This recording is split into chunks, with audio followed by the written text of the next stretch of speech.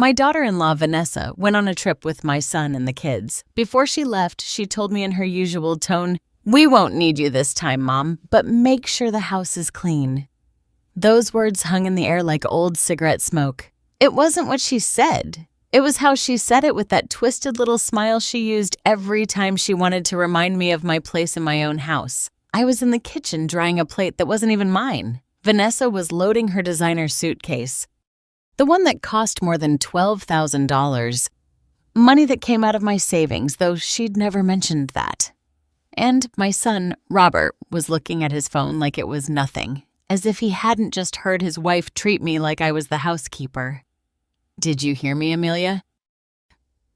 she said again, now using my name like it was an order, the house clean the floors, the bathrooms, and please don't touch our things in my house. But I didn't say anything. I just nodded like I had for 2 years, because that's what mothers do, right? They keep quiet, they endure, they forgive over and over again. Robert finally looked up. "Mom, are you okay?" I wanted to scream at him. No, face. I wanted to ask him when I stopped being his mother and became just another piece of furniture in his marriage, but I just smiled at him. "Sure, sweetie, have fun." The kids hugged me before they left. Matt, at 12 years old, squeezed me tight. "I'm going to miss you, Grandma." Lucy, the youngest, kissed my cheek. "Why don't you come with us?" Vanessa pulled Lucy's arm. "Because your grandma has things to do here. Come on." The door slammed shut with a heavy thud. The silence that followed was so heavy that I had to sit down. And then in that moment, as I looked at the keys to my house on the table, keys they used as if they were their own, something inside me broke, but not like before. This time, it wasn't pain, it was clarity. I got up. I walked to my bedroom. Well, what was left of it. Now it was the guest room because they needed the master for their family. I opened the drawer where I kept my important papers, and there was the deed to the house in my name. It had always been in my name. I picked up the phone. My hands were trembling, not from fear, but from something I hadn't felt in years. I dialed a number I had sworn I would never dial again. "Celia," I said when she answered. "It's me. It's Amelia, and I need help." There was a long silence on the other end. Then the voice of my sister, whom I hadn't spoken to for 15 years, sounded clear. "Sister, what happened?" "What happened is that I stopped being myself, and this time I'm going to get myself back." I hung up. I looked out the window. Robert's car was already turning the corner. I had 7 days. 7 days before they returned. And when they came back, nothing was going to be the way they left it. Because sometimes the only way to get your life back is to close the door on those who turned it into their territory. If this story has touched your heart at all, subscribe to the channel, because what happens next? Nobody expected. Even that night, I couldn't sleep. I sat in the living room with a cup of chamomile tea that got cold in my hands, staring at the walls of what was once my home. You know, there's a moment in every woman's life when she stops seeing herself in the mirror. Not because she's aged, but because she's become invisible to everyone, even to herself. I wasn't always like this. There was a time when Amelia Cortez was a name people spoke with respect. I was 28 when I was widowed. Robert had just turned 5. My husband, Joseph, died in an accident on the highway heading toward Dallas. An 18-wheeler, a curve, and in 1 second, my life was split in two. I was left alone with a small child, no savings, and a mortgage to pay. But I didn't sink. I couldn't afford that luxury. With Joseph's life insurance money, $95,000, that seemed like a fortune then. I opened a stationery store in the Queens neighborhood. Amelia's Stationery, I called it. Nothing fancy, nothing luxurious, but it was mine. For 30 years, that store was my second child. I opened at 7 o'clock in the morning and closed at 8 o'clock at night. I sold notebooks, pens, copies, prints. I knew every client by name. Mrs. Lopez, who bought poster board every week for her grandkids' school projects. Mr. Miller, who printed his legal documents with me because he said I was the only one who didn't overcharge him. With that business, I paid for Robert's private school. I bought him new uniforms every year. Even if I wore the same blouse for 3 seasons, I gave him English lessons, computer classes, everything I never had. When he got to college, I sold my car, a Ford Focus from 2005 that still ran perfectly to pay for his engineering tuition. Mom, you'll see when I graduate, I'll pay you back everything, Robert would tell me while I ironed his shirts for his presentations. And I believed him because that's how mothers are. We believe. When he graduated, I got a loan for $180,000 to give him the down payment for his first apartment. It's an investment, Mom. When I sell it, I'll pay you back with interest. I signed without a second thought. 2 years later, he sold that apartment. I never saw a single dollar back. I invested it in a business, Mom. It's going to make us a lot more money. Just be patient. Then he met Vanessa. The first time I saw her, I knew there was something about her I didn't like. It wasn't her expensive clothes or the way she spoke like she was chewing her words.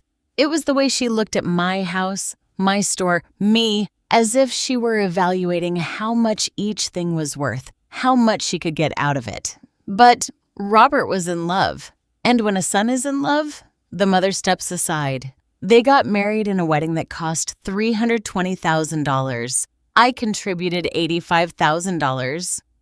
So your son can have the special day he deserves, Vanessa told me, while choosing the most expensive ballroom. I closed the stationery store for 3 days to go to the bank, take out the loan, and hand it over. At the wedding, Vanessa sat me at a table in the back next to some distant cousins I didn't even know. Robert was so busy with the photos that he barely said hello. It was there, watching my son dance with his wife under those bright lights that I helped to pay for when I started to disappear. 3 years later, when Joseph was born, they named him after my husband, although Vanessa wanted to change it. Robert came to my house. Mom, we need your help. With the baby, Vanessa can't work. Could we stay with you for a few months? Of course, son. This is your house. The months turned into years and my house became theirs. I sold the stationery store a year ago. Vanessa convinced Robert it was time for me to rest. You've done enough, Mom. Now we'll take care of you. But no one asked me if I wanted to rest. No one asked me if I wanted to keep working. Feeling the chime of the little bell on the door, the smell of fresh ink, the conversations with my customers who were more like family than my own blood. With the money from the sale, $340,000, Robert invested in his business. Vanessa bought new furniture for my living room, and I was left with $143,000 in an account I barely touched because every time they needed something, there I was. I stood looking at my reflection in the dark living room window, a 67-year-old woman with gray hair pulled back in a loose ponytail, wearing a robe that had seen better days. When did I stop being Amelia to become the mother-in-law? To become Mom? I need money. To become the woman who cleaned bathrooms she didn't dirty and cooked meals no one thanked her for. But that night, sitting in the darkness of my own house, something changed. I remembered the woman who opened a stationery store with a child in her arms and fear in her chest, but who did it anyway. The woman who never gave up. Not even when the bank denied her the first loan, or when the customers were slow to arrive, or when the nights were so long they seemed endless. That woman was still there, buried, quiet, forgotten, but alive. And it was time for her to come back. Because you can take everything from a woman, her house, her money, her time. But there is something you can never steal the moment she decides that enough is enough. The next morning, I woke up with a clarity I hadn't felt in years. The sun was coming through the window of my room, the guest room. I corrected myself bitterly. And for the first time in a long time, I didn't get up thinking about what I had to do for them. I got up thinking about me. I made coffee, not the instant kind that Vanessa preferred, but the ground bean coffee that I kept at the back of the pantry, the one I bought secretly because it uses too much electricity to grind it. Mom, the aroma filled the kitchen and I closed my eyes. It smelled like freedom. I grabbed an old notebook, one of those left over from the store, and started walking through the house. My house. But this time, I didn't see it through the eyes of a mother or a resigned woman. I saw it through the eyes of an owner, a woman who had been unknowingly dispossessed. I started with the living room. The modern gray couch that Vanessa had bought with business money occupied the center. My wooden rocking chair, the one Joseph had given me for our 5th anniversary, was crammed in the hallway, covered with boxes of the kids' toys. I sat in it. It creaked as if it recognized me, as if it were asking, "Where have you been?" I wrote in the notebook, "Rocking chair mine." I continued toward the dining room. The table was new, glass, more modern, according to Vanessa. My pine table, the one where Robert had done his homework for 12 years, where we celebrated his birthdays with chocolate cake and colored candles, was in the junk room. I went to see it. It was dusty. One leg was wobbly. I ran my hand over the surface and found something carved into the wood. R plus M equals love. Robert and Mom. He had carved it with the nail when he was 8. I scolded him, but secretly I liked it. Now that table was trash to them. Pine table, mine. I went up to the master bedroom, my bedroom, the one I shared with Joseph for 15 years. Now it was Robert and Vanessa's. The king-size bed they bought with $32,000 they borrowed and never paid back took up all the space. The walls were painted gray, not the sky blue I had chosen because it reminded me of happier days. I opened the closet. My clothes were compressed into one corner. The rest was Vanessa's dresses, shoes, bags. I counted 22 pairs of shoes. 22? I had 3. In the top drawer where I used to keep my important documents, I found something that chilled me to the bone. A folder. Inside were papers, printouts of emails. I read the first one. "Robert, my love, I've already convinced your mom to lend us another $85,000 for the business. She's so gullible, she didn't even ask what it was for. I told her it was to expand, and she gave it to me without a second thought. With this, we've gotten $215,000 from her. And the best part is she thinks we're going to pay it back someday." That emoji laughing at me. My hand shook so much that I dropped the paper. I took a deep breath. I kept reading. "I already spoke with the notary. If your mom signs the power of attorney, we're going to present to streamline the will paperwork. We can use the house as collateral for the loan. She won't even notice. It's our chance to get the money we need." I almost have her convinced. I sat on the floor right there on the floor of my own bedroom, reading how my daughter-in-law and my son planned to steal the only thing I had left. I didn't cry.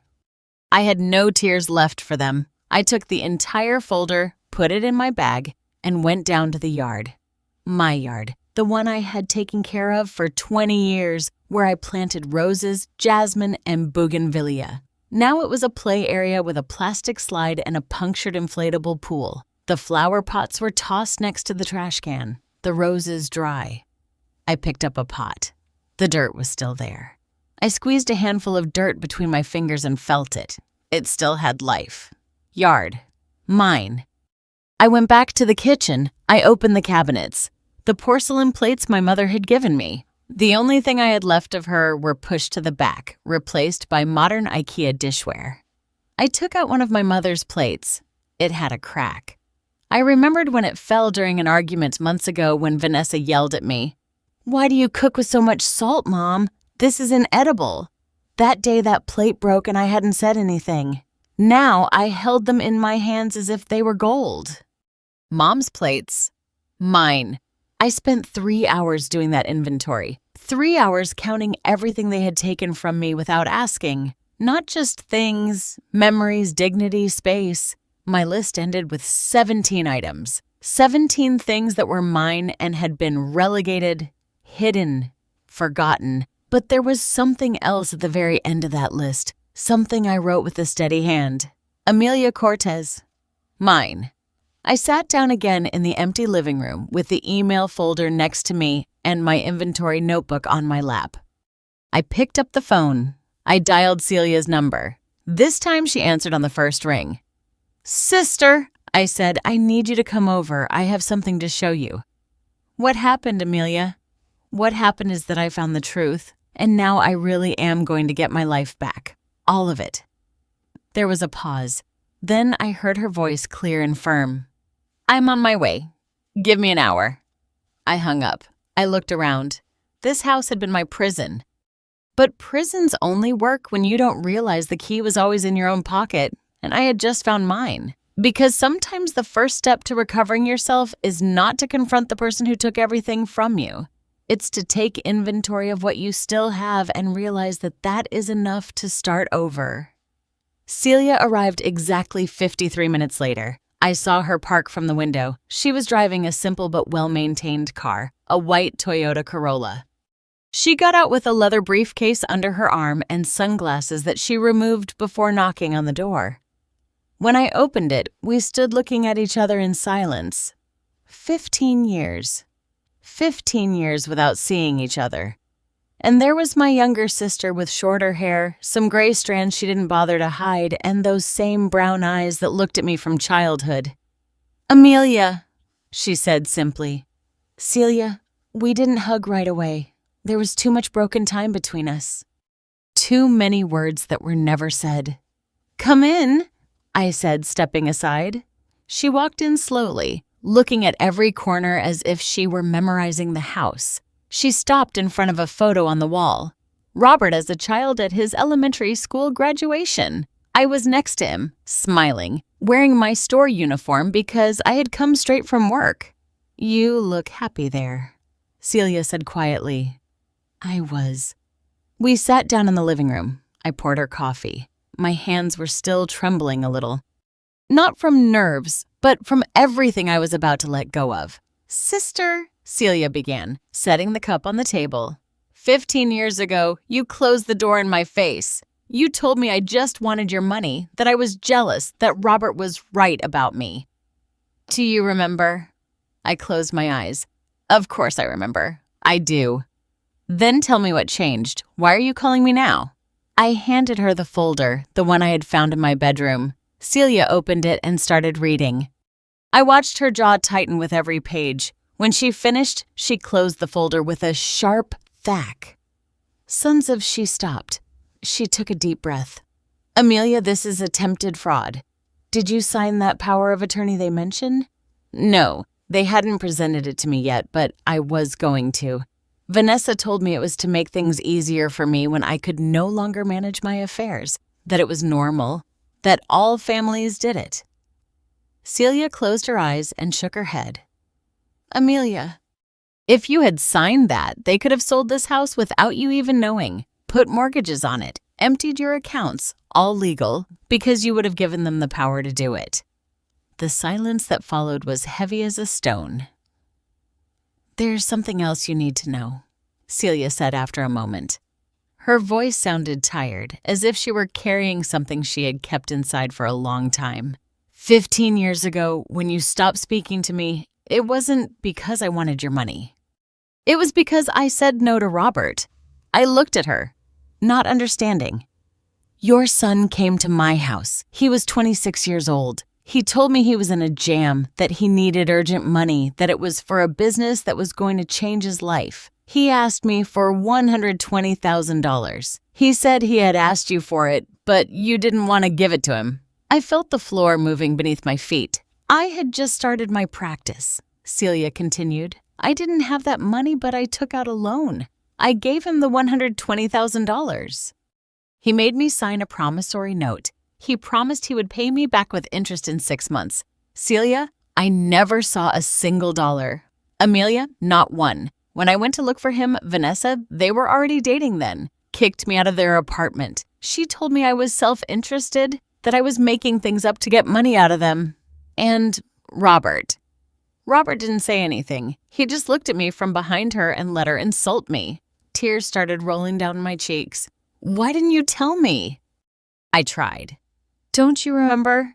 I came to your house to the store. I told you, Amelia, we need to talk about Robert. And you? You screamed at me. You told me I was jealous of your son, that I had always been the envious one in the family, that I couldn't stand to see you happy.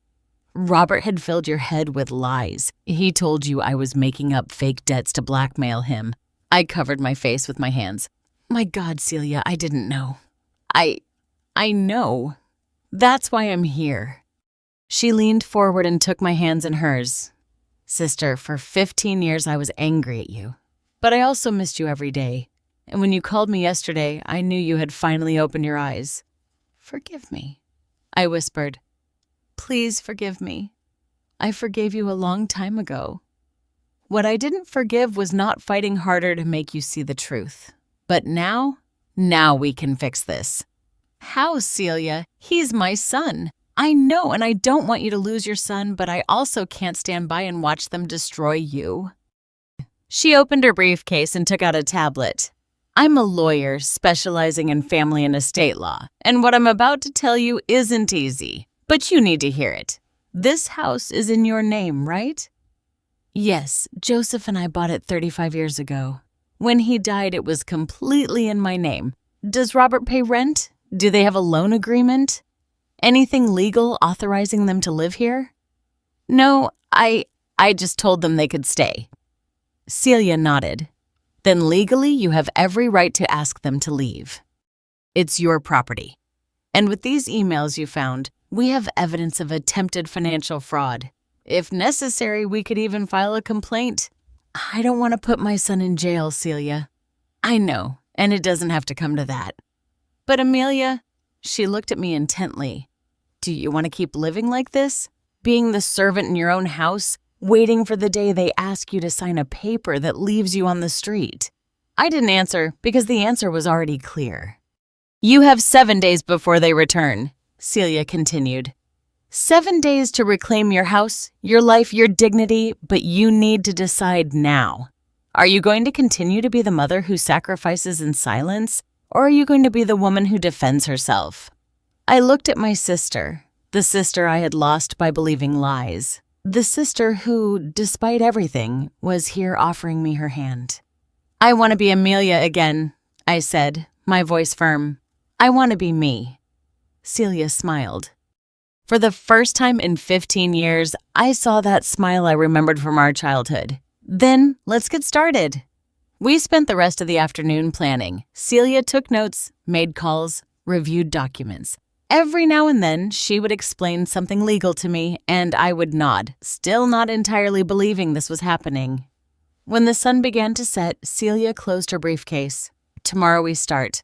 I'm going to bring a locksmith, a notary, and all the papers we need. But Amelia, there's something you need to understand. When you do this, there's no turning back. Robert is going to react badly. Vanessa, worse. It's going to hurt. It already hurts, I replied. It's hurt for years, but this pain, this is different. This pain has a purpose. Celia hugged me, and this time I hugged her back hard like sisters. When she left, I was alone in the house, but for the first time in a long time, that solitude didn't feel like abandonment. It felt like preparation because there are people who come into your life to rescue you, and sometimes those people are the same ones you let go of years ago. All you need is the courage to call them back. Tuesday dawned differently, not because the sun shone brighter or the birds sang differently. It dawned differently because I was different. Celia arrived at 8 o'clock in the morning with 2 coffees and a box of Danish pastries. Behind her came a man about 50 years old in blue overalls and a toolbox. This is Tony, Celia introduced. The best locksmith in town, and more importantly, he's discreet. Tony greeted me with a firm handshake. Mrs. Cortez, with your permission, we're going to change all the locks. The main lock, the back one, the windows, everything. When I'm done, you'll be the only person with keys to this house. I stared at the door. The same door Robert and Vanessa had walked out of 3 days ago. The same one they closed without looking back. Do it, I said. While Tony worked, Celia spread papers on the dining room table. First things first, she said, placing the house deed in front of me.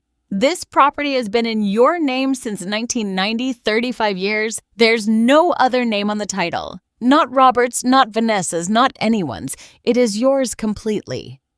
But they live here, I said, still with that voice of doubt that had accompanied me for so long. They live here because you allowed it. That's called verbal commoditum, but since there's no contract, they have no rights of possession. Legally, they are guests, and guests leave when the owner decides. She slid another document across. This is an amicable eviction notice. It's not a lawsuit. It won't go to court. It's just a paper where you, as the owner, inform them that you need them to vacate the property within a 30-day period. 30 days? It's the legal minimum, so it doesn't seem arbitrary. But Amelia, she looked at me seriously. You don't have to give it to them if you don't want to. This is just in case you need legal backing. My recommendation is that when they return, you talk to them, you explain that this is your house and you need your space back. If they react badly, then we use this. I nodded, though my stomach churned at the thought of that conversation. Now, the second thing. Celia pulled out the folder of emails I had found. This is evidence of conspiracy to commit financial fraud. With these messages, we could file a criminal complaint, but that would mean Robert would have a record. He could even go to jail. No, I said immediately. I don't want that. I know, but you need to keep this stored somewhere safe because if they react violently, if they try to do something against you, this is your protection. Do you understand? I understand. Tony finished with the main door. All set, Mrs. Cortez. Try it. He gave me 3 new keys. I held them in my hand. They were heavy, real.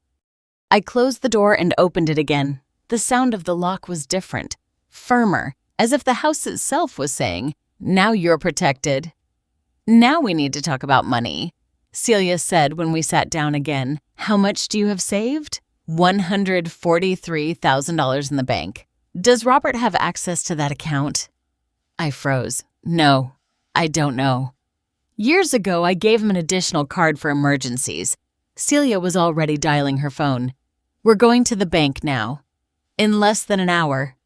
We were at the branch. The executive, a young woman named Frances, reviewed my account. Mrs. Cortez, I see there is an additional card in the name of Robert Cortez Amelia. He has the same access as you. I felt the air leave my lungs. Can I cancel it? Of course. It's your account. I can do it right now. Do it, please. Frances typed something on her computer. Done. The card has been canceled.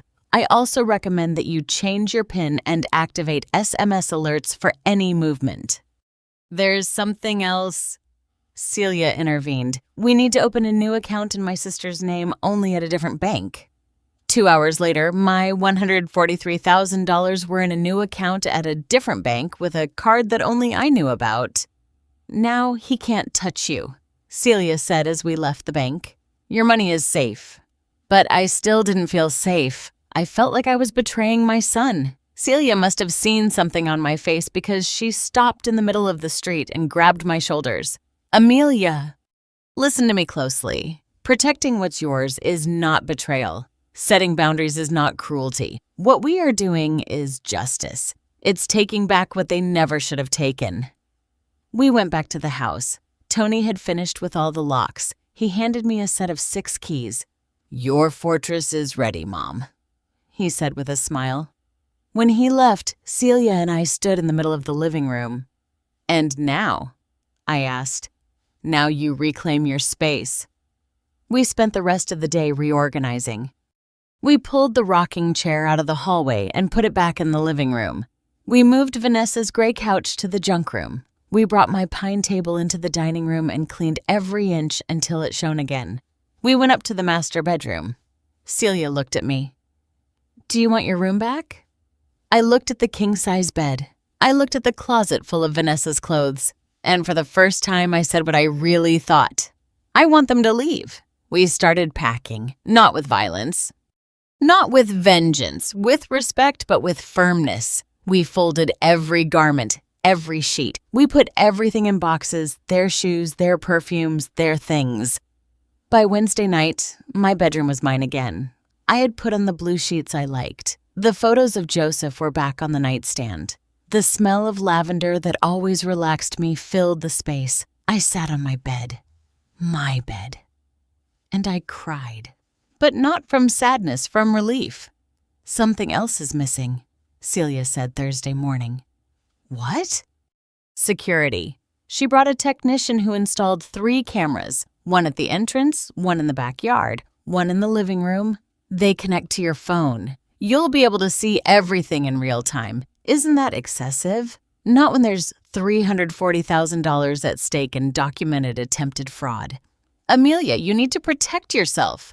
On Friday, Celia had one more idea. Do you remember the stationery store? Your customers? Of course. Do you still have their contacts? Some. Why? Because when Robert and Vanessa return, they're going to try to discredit you. They're going to say you're crazy, senile, manipulated. And you need people who will speak for you, people who truly know you. I spent the afternoon calling old clients, Mrs. Lopez, Mr. Miller, Ms. Johnson. One by one, I told them what was happening. One by one, they told me, count on me, Amelia. By Saturday, 6 days after they left, the house was unrecognizable. It was my house again. Celia stood looking at everything with her arms crossed. How do you feel? Scared, I admitted. They come back tomorrow. I know. But look at everything you accomplished in 6 days. You reclaimed your house, protected your money, changed the locks, installed cameras, gathered support. Amelia, you built your freedom. She was right.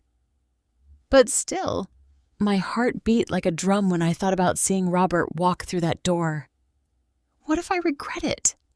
I whispered. What if when I see him, I can't do it? Celia hugged me. Then you'll have me and you'll remember why you started this. Not for revenge, for dignity.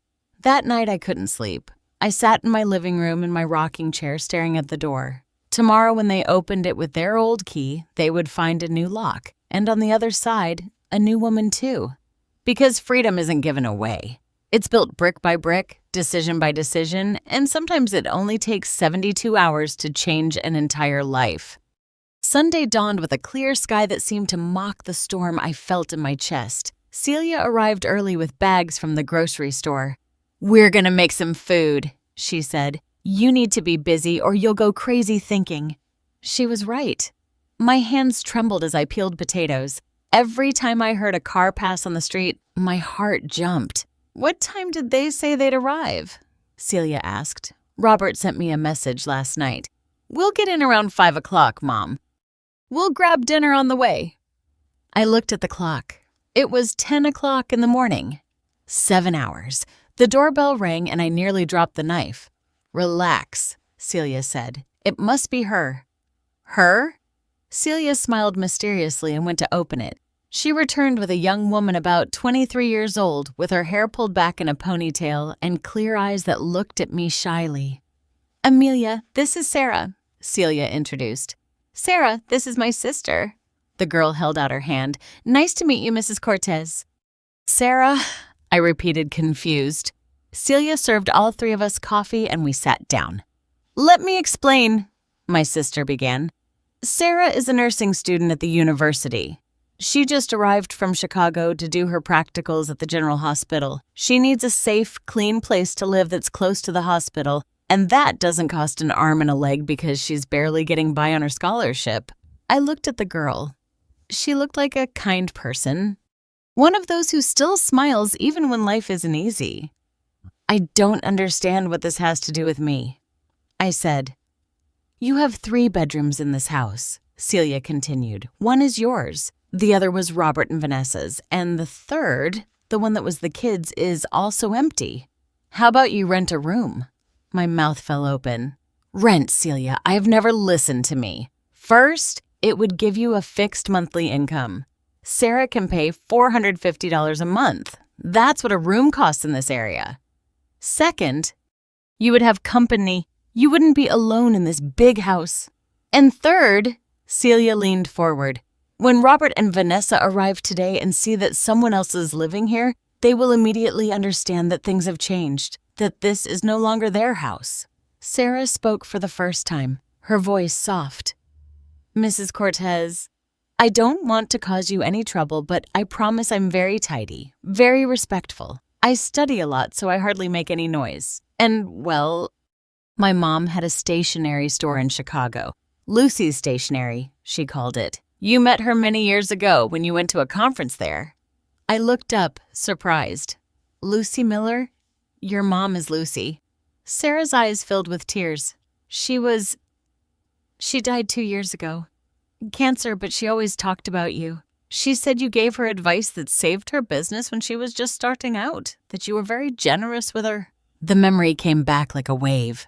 Lucy, a young woman scared, who sought me out at that stationery conference back in 2005.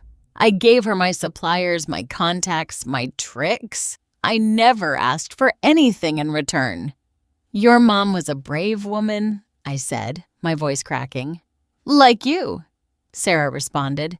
That's why when Miss Celia told me your story, I knew I wanted to help you, even if it's just with my presence, with my rent, with whatever I can. I looked at Celia, then at Sarah, and for the first time in days, I truly smiled. When can you move in? Sarah let out a sigh of relief. My things are in the car. It's only 2 suitcases. Then welcome home. The next few hours passed in a whirlwind. Sarah brought her things. We gave her the room that had been the kids'. We cleaned it together. We put on clean sheets. We placed her desk next to the window so she would have natural light for studying. It's perfect, she said, looking around with bright eyes. Thank you so much, Mrs. Cortez. Call me Amelia. At 4 o'clock in the afternoon, the 3 of us were in the living room. Celia was reviewing some papers. Sarah was studying anatomy on her laptop, and I was looking at the clock every 30 seconds. 4:57 p.m. My phone vibrated. A message from Robert. We're almost there. About 15 minutes. They're coming, I said, my voice shaky. Celia closed her laptop. Ready? No one is ready for this, but you're going to do it anyway. Sarah looked at us both. Do you want me to go to my room? No, I replied firmly. I want you to be here. I want them to see that I'm no longer alone. 5 o'clock, 2 o'clock p.m. I heard the car engine. My stomach twisted. I heard the doors close, the excited voices of the children, the approaching footsteps, and then the unmistakable sound of a key trying to enter a lock that no longer belonged to it. Silence. Again the attempt. Vanessa's irritated voice. What the hell, Robert? Your key isn't working. Let me try mine. Nothing. The doorbell rang loud, persistent. Celia touched my hand. Breathe. You are the owner of this house. Remember that. I stood up. I walked towards the door. Every step felt like walking toward a cliff. I opened it. There they were. Robert in his beach polo shirt and sunglasses. Vanessa in a white dress with her hair up, still wearing the hotel wristband from the resort. The kids carrying their SpongeBob and Frozen backpacks, but they weren't looking at me. They were looking behind me. Robert narrowed his eyes. Mom, who I stepped aside. Celia was sitting in my rocking chair with a cup of coffee in her hand and a polite smile. Sarah was on the couch with her laptop and her nursing textbook spread out. Hi, Robert, Celia said calmly. It's been a while. Robert went pale. Vanessa, on the other hand, turned red. What is she doing here? Vanessa spat, pointing at Celia as if she were a cockroach. Amelia, what is going on? The kids ran toward me. Grandma. Matt hugged me tight. Lucy clung to my neck. Hello, my loves, I said, kissing them. I missed you so much. Why don't the keys work? Robert asked, still frozen at the entrance. Because I changed the locks, I replied in a voice I didn't recognize as my own. Firm, clear, unapologetic. The silence that followed was so thick it could have been cut with a knife. Vanessa was the first to react. What do you mean you changed the locks? This is our house. No, I said, and that word, that simple one-syllable word, came out with a force I didn't know I possessed. This is my house. Robert finally reacted. He walked in without asking permission, looking around as if he didn't recognize the place. And it was true. The gray couch was gone. Their things were no longer everywhere. The house smelled of lavender and coffee, not his expensive cologne and Vanessa's sickly sweet perfume. Mom, what did you do? Where are our things? His voice sounded somewhere between confused and furious. Packed in boxes in the bedroom you were using. What? Vanessa ran up the stairs. We heard her opening doors, screaming. She came down in a fury. Who do you think you are? Those are my things, my clothes, my shoes, and they are intact, packed with respect, ready for you to take them. Take them, Mom. We live here. What are you talking about? Robert was looking at me as if I had gone crazy. Celia stood up, walked toward us with a folder in her hand. Robert, it's me who should explain to you, my sister said in a professional voice. This house is deeded in your mother's name, solely in her name. You've been living here by verbal commoditum, without a contract, without paying rent, without contributing to expenses. Legally, you are guests, and your mother has decided she needs to reclaim her space. You, Robert, pointed a trembling finger at Celia. You manipulated her. You've always wanted to separate us. No one manipulated anyone. I intervened. Robert, open your eyes. For 2 years, you treated me like I was your employee, as if this house was yours, as if I didn't matter. We gave you a roof over your head. We took care of you, Vanessa shouted. The bitter laugh that escaped my throat surprised even me. You gave me a roof over my head, Vanessa. This is my roof, and the only thing you've done is take everything from me under it. Sarah stood up nervously, gathering her things. Excuse me, I think it's better if I— No, I said. Sarah, stay. They need to know I am no longer alone. Robert looked at her. And who are you? I'm Sarah. I rent a room here. Vanessa let out a hysterical laugh. Rent? My mother-in-law became a landlady now. Your mother-in-law reclaimed her house, Celia corrected, and she has every right to do what she wants with it. This is not going to stand, Robert threatened. Mom, you're going to regret this. I walked up to my son. I looked him in the eyes, those eyes I had known since he was born, that I had watched grow, shine, dream. Robert, I found the emails. He froze. The messages between you and Vanessa where you laugh at me, where you plan to use my house as collateral for your debts, where you call me gullible. His face fell apart. Mom, you have until 6 o'clock tomorrow evening to take your things. If you need more time, we can talk, but you will no longer live here. Not like this. Vanessa opened her mouth to shout something else, but Robert pulled her arm. Let's go. What do you mean, let's go? We have nowhere to go. We'll find something. Let's go. The children looked at me with tears. Grandma, you don't love us anymore. I knelt in front of them. I love you with all my heart. None of this is because of you, and I'm going to keep seeing you. I promise you. Matt hugged me tight. Lucy sobbed. Vanessa pulled them out of my arms. Let's go, kids. Your grandmother is sick in the head. I watched them leave, get into the car, and drive away. And when the door closed, when the car disappeared around the corner, when the silence returned, I collapsed. Celia held me as I cried. Sarah brought a glass of water. They both stayed with me as my body shook with sobs I had held in for years. You did it, Celia whispered. Amelia, you did it. And although every inch of my body ached, even though I felt like my heart had broken into 1,000 pieces, I also felt something else, something I hadn't felt in a long time. I felt free because closing a door hurts. But sometimes it's the only way to open a window. That night, I didn't sleep.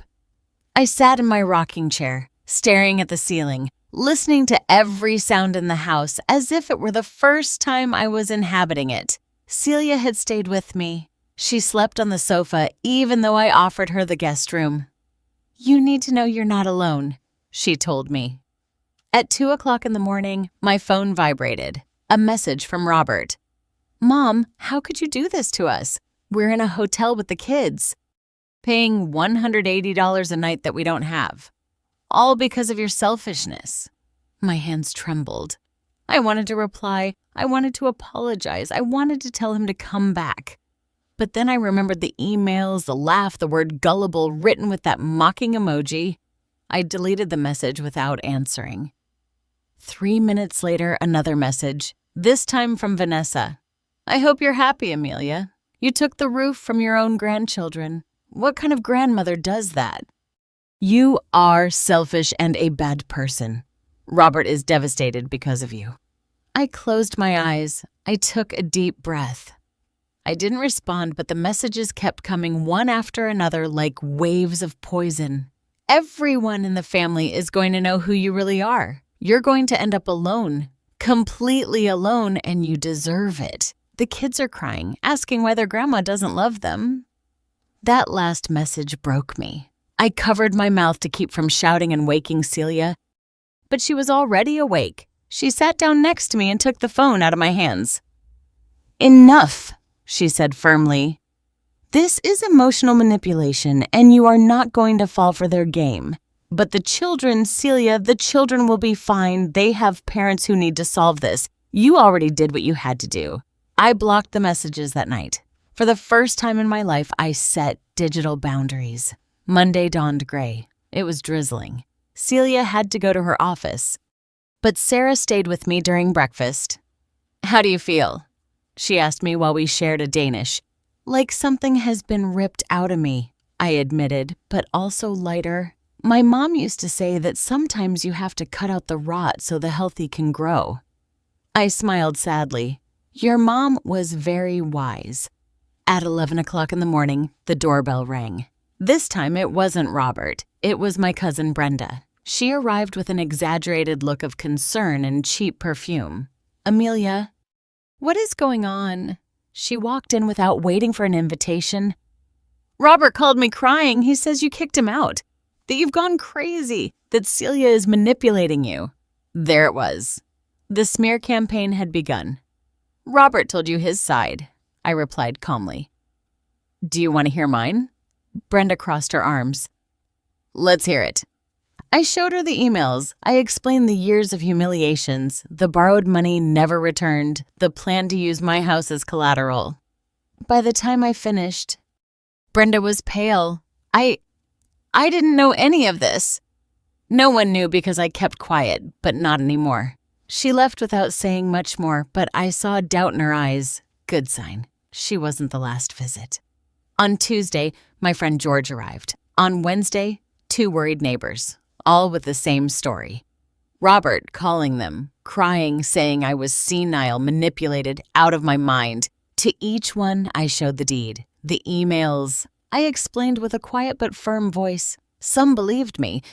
Others left with a look of doubt, but I had planted the seed of truth.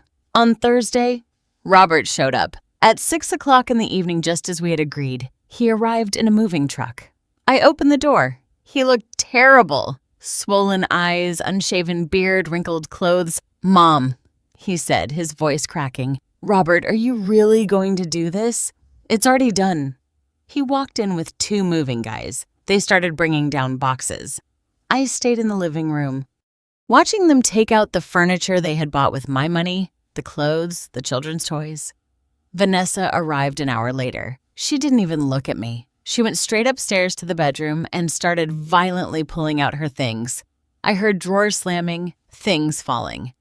Celia arrived just in time.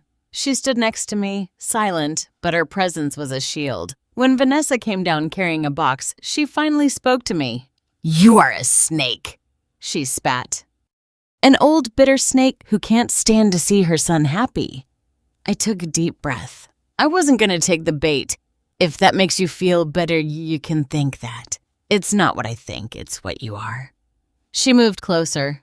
And when you're alone, lying in this house with no one to care for you, you'll regret it because we were your family and you lost us because of your pride. No, I said, my voice firm. I lost you because you never saw me as family, only as a resource. Vanessa wanted to reply, but Robert pulled her arm. Enough, Vanessa. Let's go. As the guys loaded the last box, Robert approached me.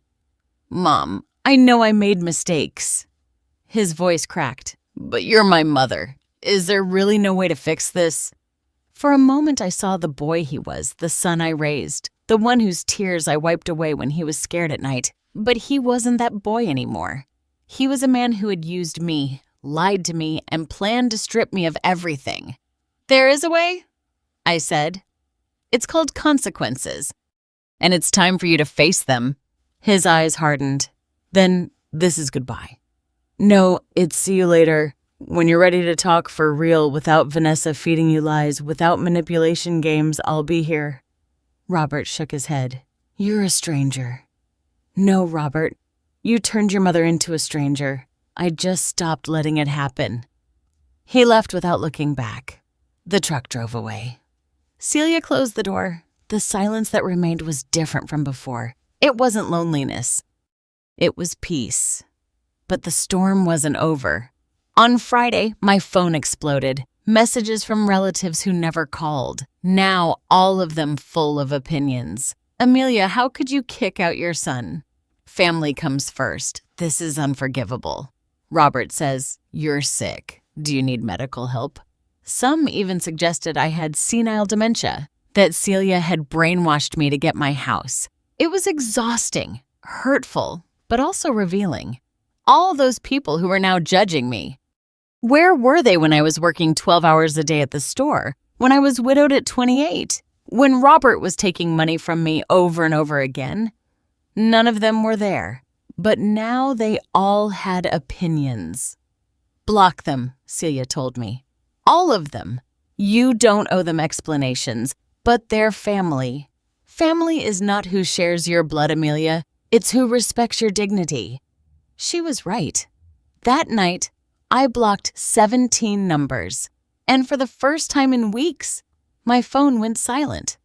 On Saturday, a week after Robert's return, Sarah came into the kitchen with her laptop. Mrs. Amelia, you need to see this. She showed me Facebook. Vanessa had made a public post. There are people in this world who forget what family means, who prefer money and selfishness over their own grandchildren. We are going through a very difficult time thanks to a person who decided to put herself first. But God sees everything, and life has a way of paying up. She attached a picture of the children looking sad. It had 127 comments, most of them in support of her. Some asking what had happened, others cursing the bad grandmother. I felt the air leave my lungs. Don't read the comments, Sarah warned me. But it was too late. How sad there are grandmothers like that. Poor little angels. May God protect them from heartless people. Old age is unforgiving. Sometimes older people lose their sanity. I closed the laptop. My hands were shaking. Am I going to lose everyone for doing the right thing? Sarah took my hands in hers. Mrs. Amelia, my mom always said, the truth doesn't need to shout. It just needs time. Give them time. The people who truly know you will know who you are. That night, I received an unexpected message. It was from Matt, my grandson, from Robert's phone. Grandma, I miss you. Did I do something wrong? Is that why you don't love us anymore? I cried. I cried like I hadn't cried in days. I responded immediately. My beautiful love, you didn't do anything wrong. I love you with all my heart, and I will always be your grandma. Nothing will change that. Things between adults are complicated, but my love for you will never be complicated. It will always be simple, pure, and forever. I love you, Matt. There was no answer. Robert probably read the message and blocked the contact, but it had gotten through and that was enough. 1 week, 7 days of attacks, lies, manipulation, but I was still standing. And my house, my real home, was still mine. Because when you decide to take back your life, not everyone will understand. Some will attack you, others will judge you, but the ones who matter, the ones who truly love you, will stay. And finding out who those people are is the most painful and most necessary gift life can give you.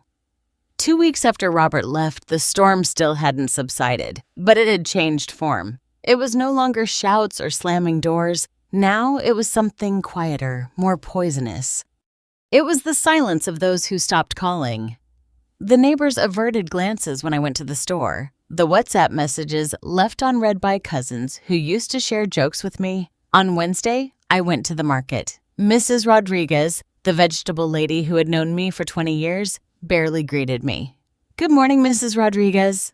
Morning, she replied dryly, without looking me in the eye. I bought tomatoes, onions, bell peppers. When I went to pay, I heard her low voice talking to the woman next to her. That's the one who kicked out her son and grandchildren. They say she went crazy. I felt like I'd been doused with cold water. I paid in silence and left. When I got home, tears were already rolling down my cheeks. Sarah was studying in the living room. When she saw me, she closed her book. What happened? I told her. She shook her head. People talk without knowing. But they're talking. What if they're right, Sarah? What if I'm the one who's wrong? Did you take back what was yours? Yes. Did you set fair boundaries? Yes. Did you hurt someone for no reason? No. Then you're not wrong. You're being defamed. What's the difference? But the words, though true, didn't take away the pain. On Thursday, I received a call from my friend Ellen's home number. I hadn't seen her since Christmas, but we had been friends for 30 years. Hello, Amelia. It's me. Her voice sounded distant, cold. Ellen, it's good to hear from you. I'm not calling to catch up. I'm calling because Robert came to my house yesterday crying, telling me everything you did to him. My stomach twisted. Ellen, if you'll let me explain, I don't need you to explain anything. I've known that boy since he was a baby. I know what kind of son he is. And honestly, Amelia, I'm disappointed in you. A mother doesn't do what you did. A mother also doesn't deserve. Don't interrupt me. I called to tell you not to count on me for anything. I don't want to know someone capable of doing that to her own flesh and blood. She hung up. I was left holding the phone, trembling. Celia arrived that afternoon and found me sitting in the rocking chair staring at the wall. What happened? I told her about Ellen, about Mrs. Rodriguez, about all the little stabs that felt worse than a direct blow. Celia sighed. Robert and Vanessa are doing exactly what I expected. A systematic smear campaign. They go person by person, crying, playing the victims. And what do? Nothing. I looked at her confused.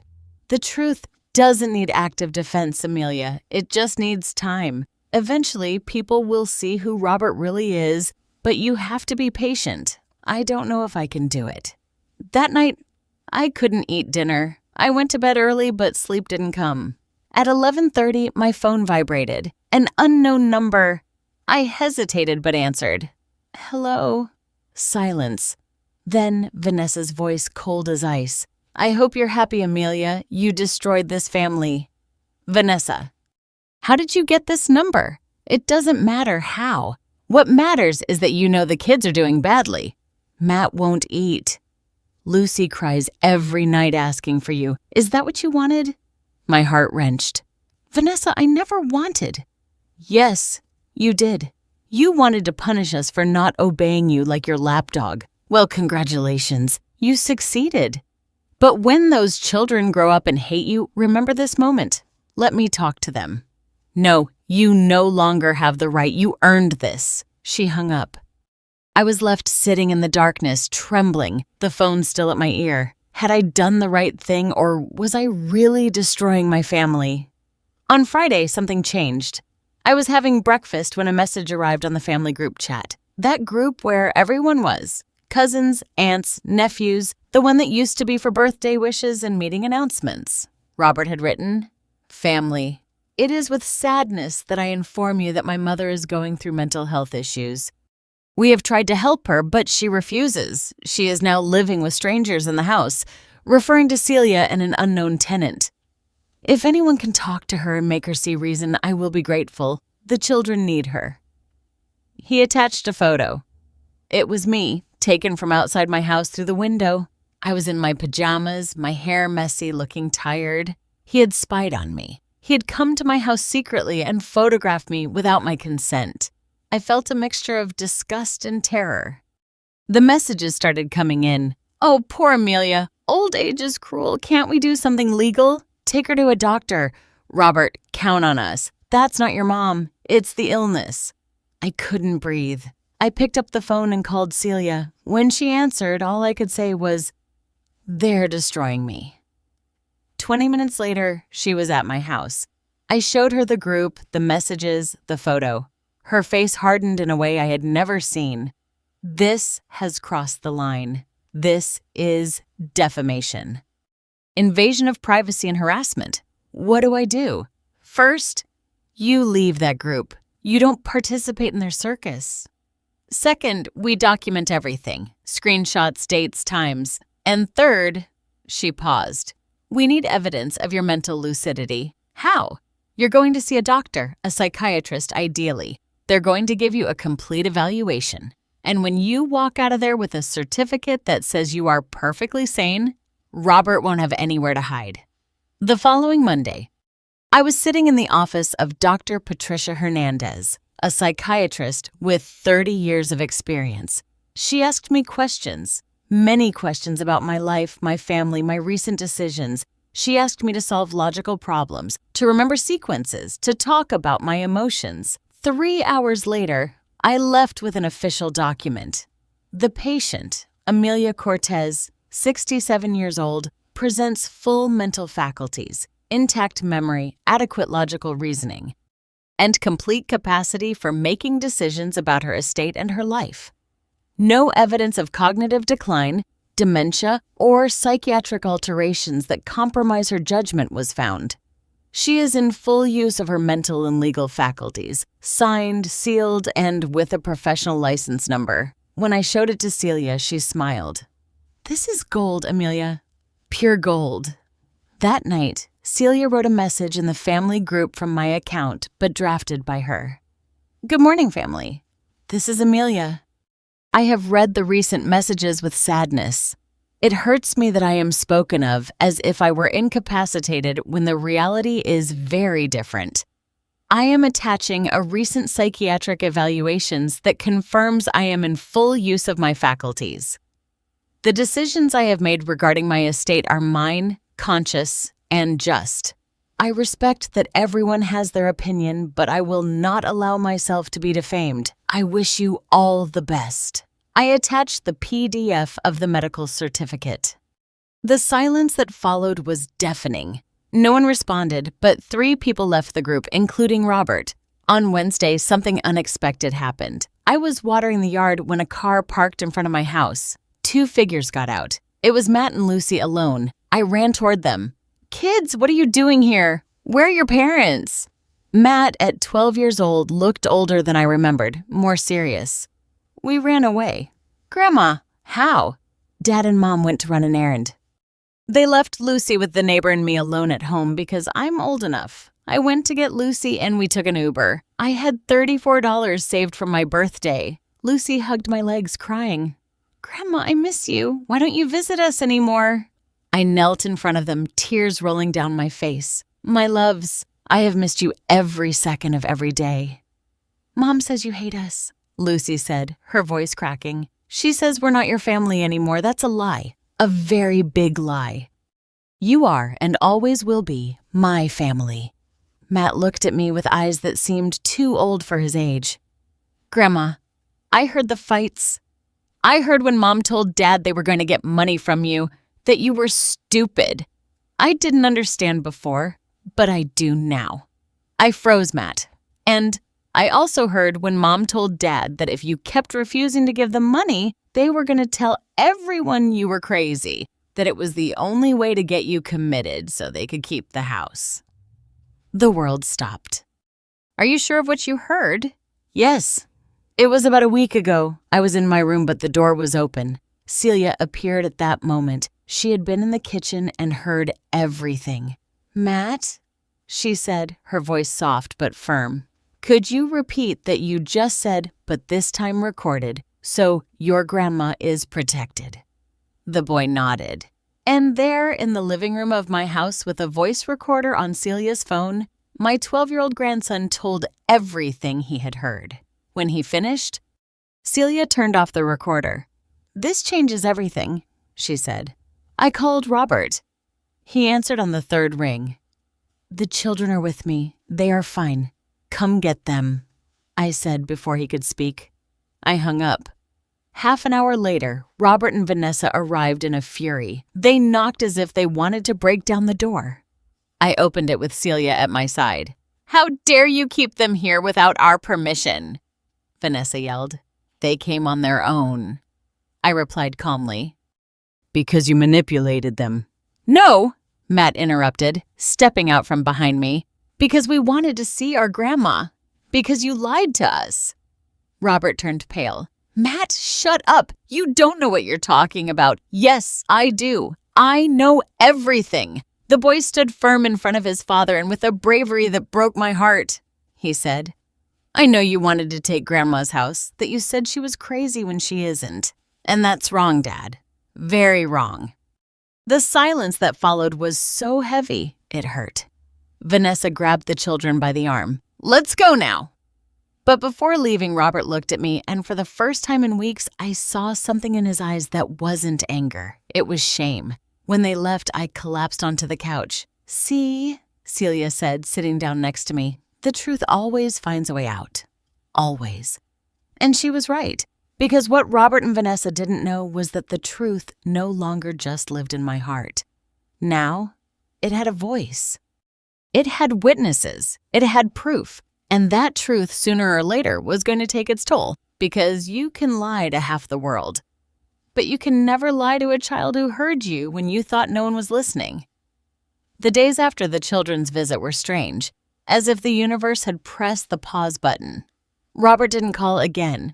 Vanessa stopped writing venomous messages. The family group chat remained in sepulcher, but I knew it was the calm before the final storm. Celia spent more time at my house, working from her laptop in the dining room. Sarah studied for her final exams, and I tried to get back to a routine that seemed to have been lost years ago. On Tuesday morning, while I was making coffee, Celia came into the kitchen with a thick folder. Amelia, I need you to see this. I sat down. She spread out documents as if it were a scene from a lawyer movie. I investigated everything I could about Robert and Vanessa's business. The one that was supposedly going to make them rich, and it doesn't exist. Well, it existed. It was a multi-level marketing company, one of those that promises you'll make millions selling miracle products. A classic pyramid scheme. I felt a hollow in my stomach. They put in a total of $48,000 yours from the loan they never paid back from credit cards. Everything. And what happened to that money? It evaporated. The company went bankrupt 8 months ago. The owners fled to Miami with everything. Robert and Vanessa lost every dollar. I covered my mouth with my hands. But there's more, Celia continued. I investigated their debts. They owe $34,000 on 3 different credit cards. They have negative credit rating sinks. They can't even get a loan for $500. That's why they wanted my house, I whispered. Exactly. It was their only way out to put it up as collateral for a large loan, take the money, and who knows if they would have ever given it back to you. I looked at the papers. Read numbers, collection stamps, legal notices. How did you get all this? I have contacts. And also, she hesitated for a moment.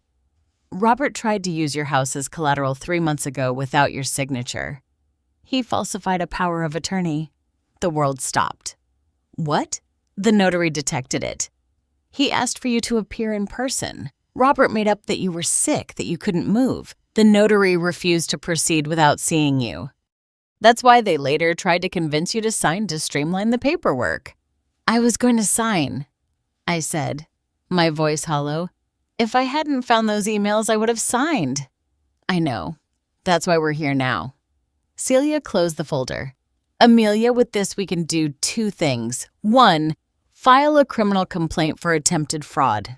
Robert would definitely go to jail. 2, use this as protection. If they try anything against you, legally or publicly, we show everything and they sink themselves. I don't want him to go to jail, I know, but you need to be prepared for what's coming. What's coming? Celia sighed. Desperation. When people have no way out, they do terrible things. I didn't understand her words until Thursday. That day, Sarah came running from the university. She was pale. Mrs. Amelia, you need to see this. She showed me her phone. On Facebook, in a neighborhood group, someone had posted a long text. It was Vanessa. Dear neighbors and friends, my family is going through a terrible time. My mother-in-law, whom we loved and cared for years, has accused us of horrible things that aren't true. She kicked us out of our house, which was also our home, leaving my children homeless. All because of a manipulative sister who convinced her that we are bad. We have lost everything. Our home, our dignity, the relationship with my children's grandmother, and now we don't even have money to pay for the apartment we're in. If anyone can help us with anything, food, clothes for the children, work, we would be eternally grateful. God bless you. She attached photos of the children in old clothes in a small dark apartment with sad faces. The post had 89 comments and 134 shares. How horrible. Older people sometimes lose empathy. I can donate clothes.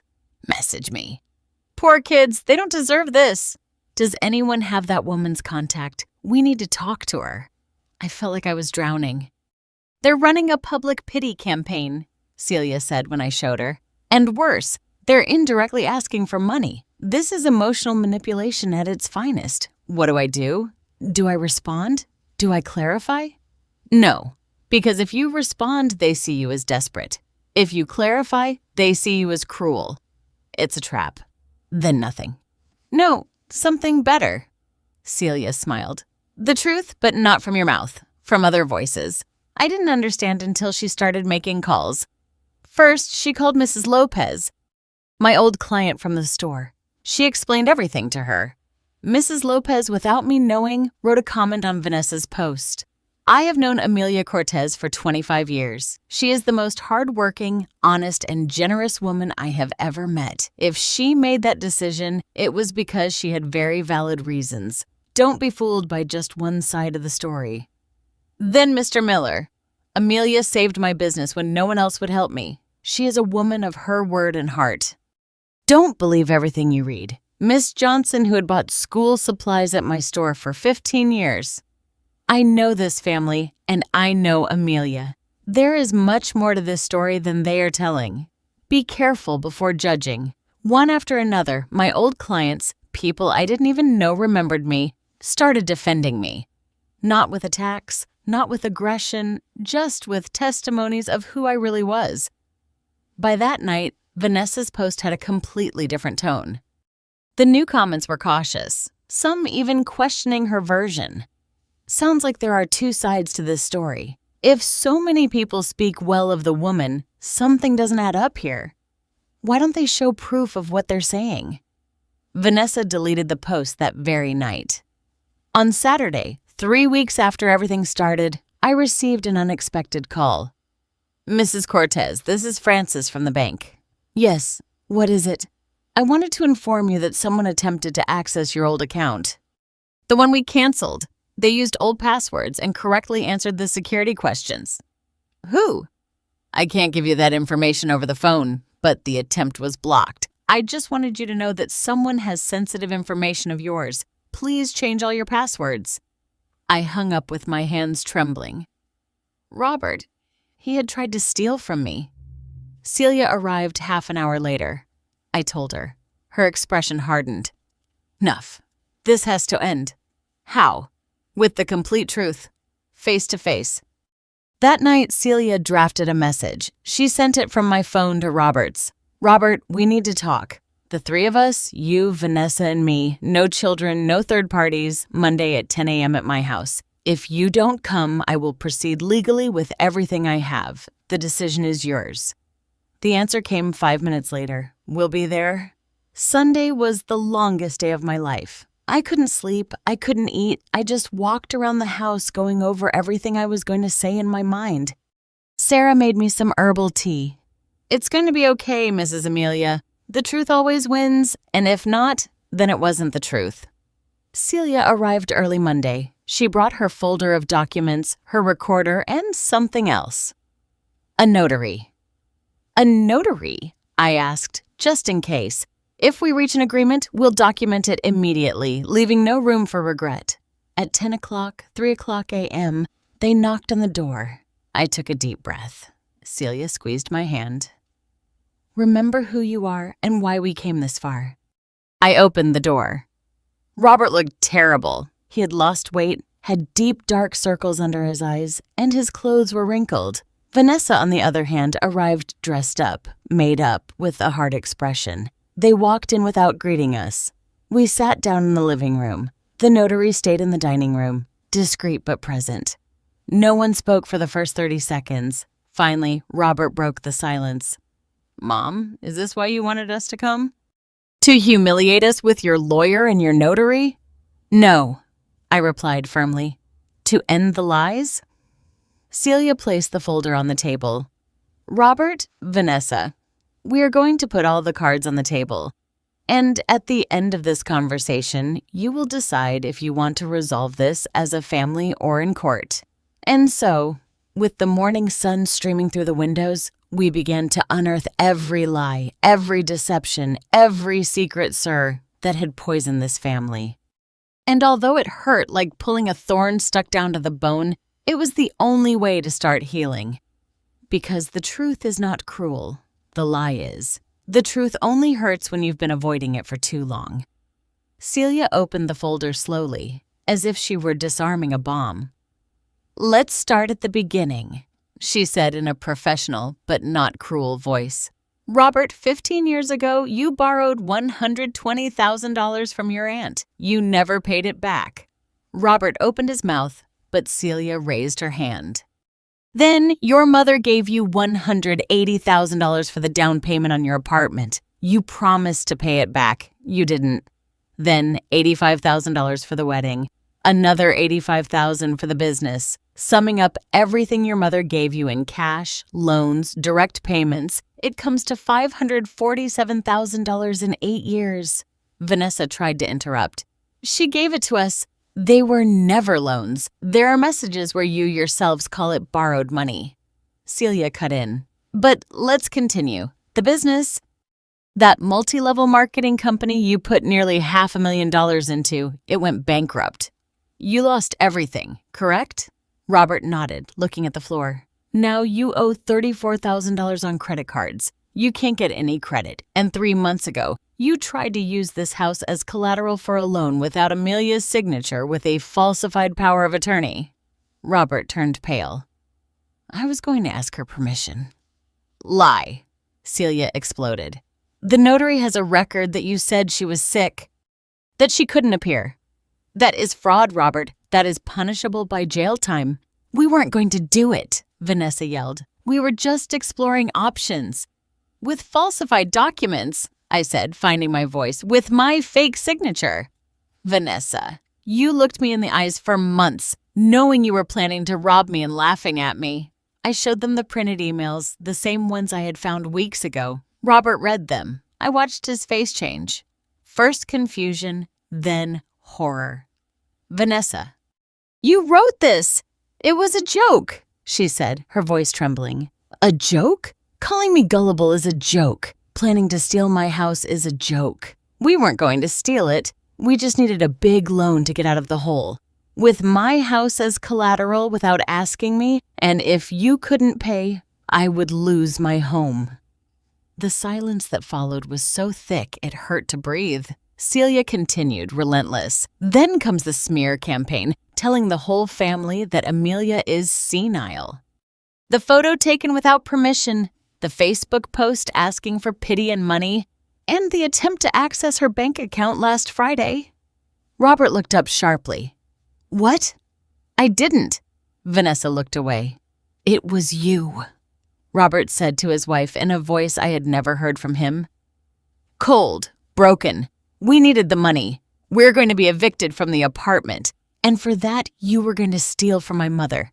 Your mother has money and we have nothing because we lost everything in your stupidity." Robert stood up trembling. "The multi-level marketing business was your idea. We were going to be rich. You said we just needed initial investment. I believed you, and now we are ruined because of you. Don't put all the blame on me. You also wanted easy money, but I didn't want to steal from my mother. Was that your idea?" Vanessa fell silent, looking at him with eyes full of rage. And in that moment, I saw something I never thought I would see. Robert choosing. He turned toward me. There were tears in his eyes. "Mom, I'm sorry." "Robert, no. Let me say it, please. He knelt down in front of me. Literally, he knelt. I have been the worst son in the world. I used you. I lied to you. I stole from you. I let her treat you like trash. And all because it was easier than facing my own failures. The tears rolled down his face. I'm ashamed of myself, of what I did to you, of what I allowed. And if you never forgive me, I understand. But I need you to know that I love you and that I finally understand everything you sacrificed for me, and I wasted it. Everything. Vanessa stood up. Are you seriously going to gravel like that? Yes, Robert replied without looking at her. Because she deserves it. And you and I need serious help. We can't keep going like this. If you think I'm going to, I've already filed for divorce, Robert said simply. Vanessa froze. What? This morning before coming here, I spoke to a lawyer. I can't do this anymore, Vanessa. This isn't a marriage. It's a toxic partnership that's killing all of us. She looked at him with pure hatred. She grabbed her purse. You're going to regret this, Robert. I already regret many things. This won't be one of them. Vanessa walked out, slamming the door. Her expensive perfume lingered in the air, but she was gone. The notary discreetly retreated to the kitchen. Celia closed the folder.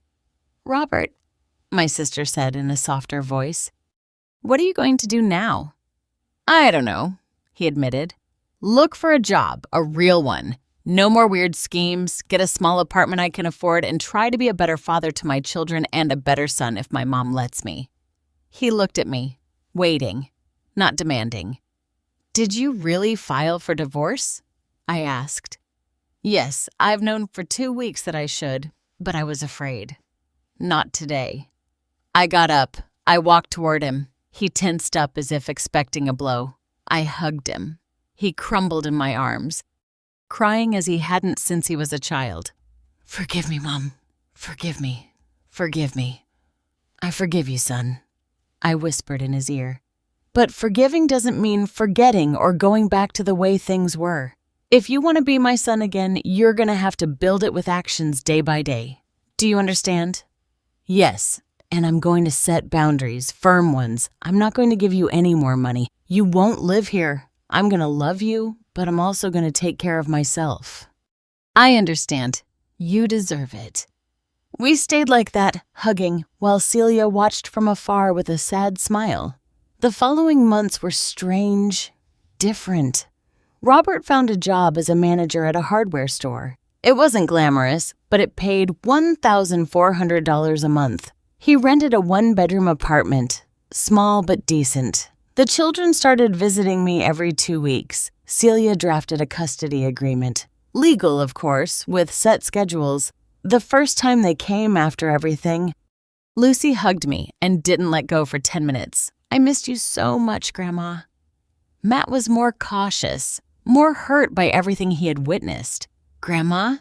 Yes, my dear. Are you going to really forgive Dad? I knelt in front of him. I already forgave him, but forgiveness doesn't mean everything goes back to before. It means I stopped carrying the anger. Do you understand? I think so. With time, Matt started opening up again. Lucy never stopped being affectionate. Vanessa disappeared from the picture. The divorce was complicated, but eventually it was resolved. She kept her car. Robert was left with the debts. The children had shared custody. With Sarah in the house, life took on a new rhythm. She cooked when I was tired. I helped her study as if she were my own granddaughter. Mrs. Amelia. Yes. Thank you for letting me stay here, not just for the room, but for making me feel like family. You are family now too, Sarah. One day, Sarah came up with an idea. How about we convert part of the garage into a workshop? A workshop?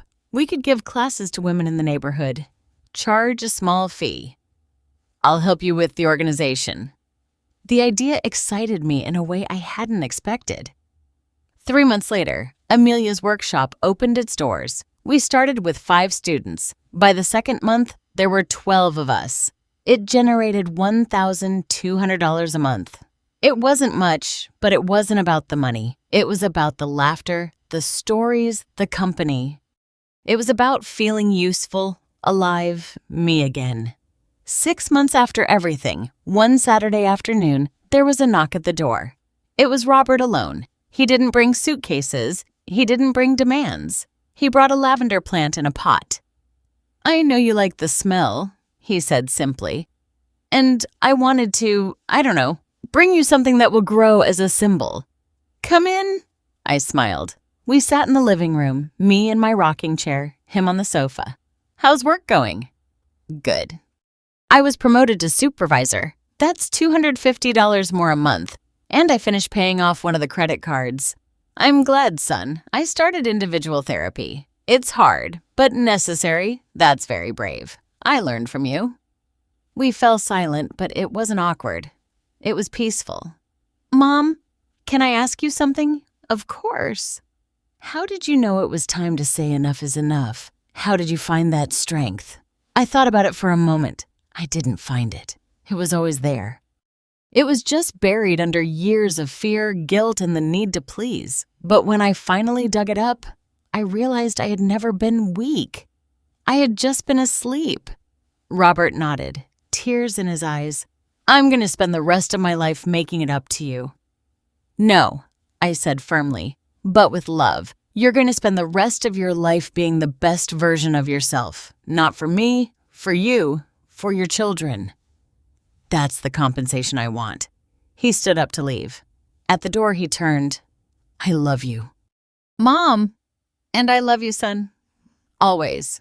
That night, I sat in my rocking chair. Celia was visiting, drinking wine on the sofa. Sarah was studying in her room. You know what the strangest thing about all of this is? I asked my sister. What?